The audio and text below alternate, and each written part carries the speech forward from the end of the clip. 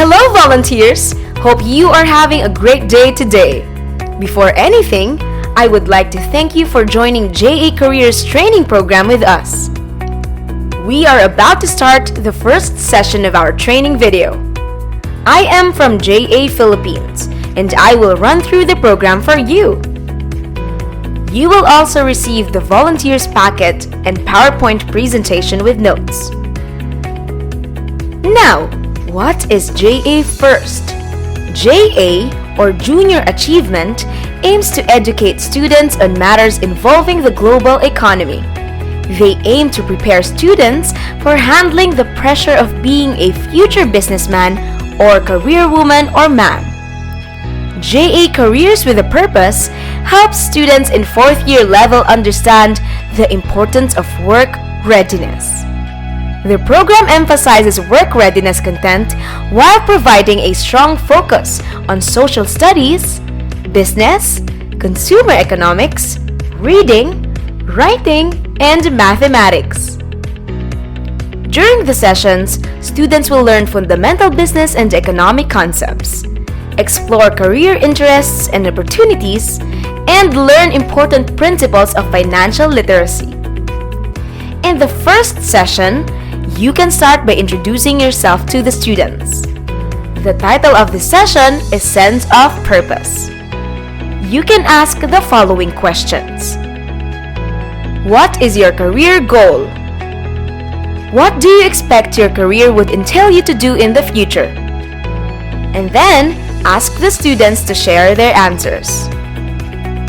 In this activity, we will discuss the following: career choices, life roles, noble purpose, and world of work. The students will be able to explain the concept of life roles, express their skills and values, and select maxims that will help define their noble purpose. Run through the following concepts and give examples. Noble purpose: passion to pursue meaningful work that benefits society. Please watch a short video that talks about noble purpose. Skills: a person's talents or abilities. Performing arts: sing, act, dance. Visual arts: paint, draw, sculpture, handicrafts, sports. Culinary, such as cooking and baking, carpentry, and masonry.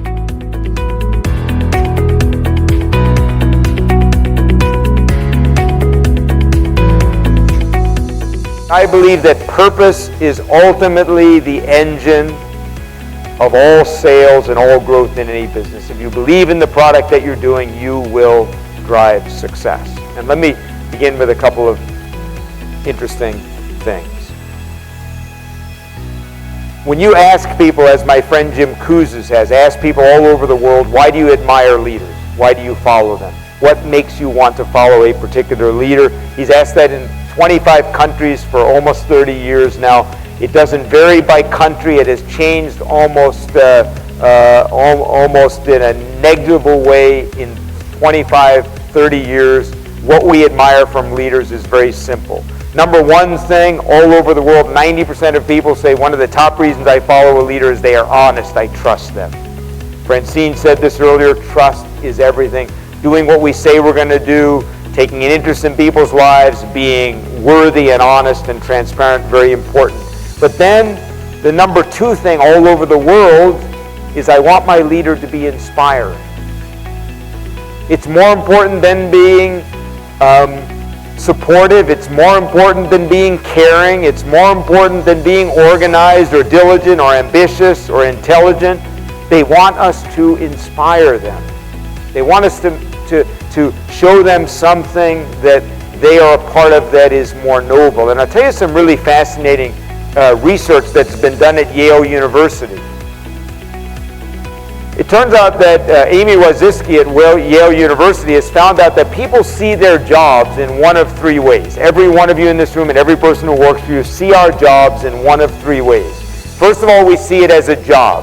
and that means it's merely something we have to do to make a living, a set of tasks. It's just a job. It's just basically what I have to do for a living. By the way, in Spanish, the word trabajo which means work, comes from the word torture. So, that's kind of the people see as just getting through the day. The second thing is some people see their job as a career.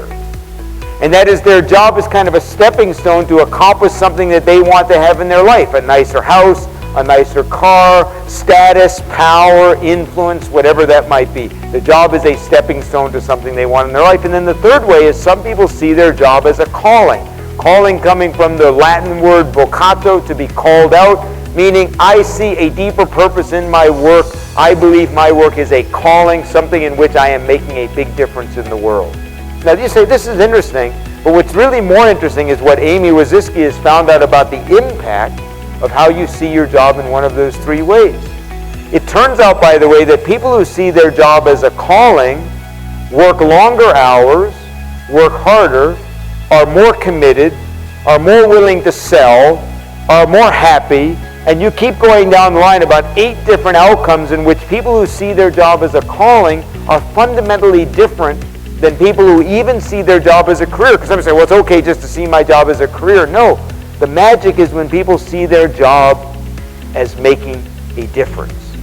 So the challenge, by the way, as a leader is, how do I help people, beginning with myself, see that more noble purpose? And the first is, it's about really understanding that every task and every job has a task purpose and a higher purpose. Let's use a simple example.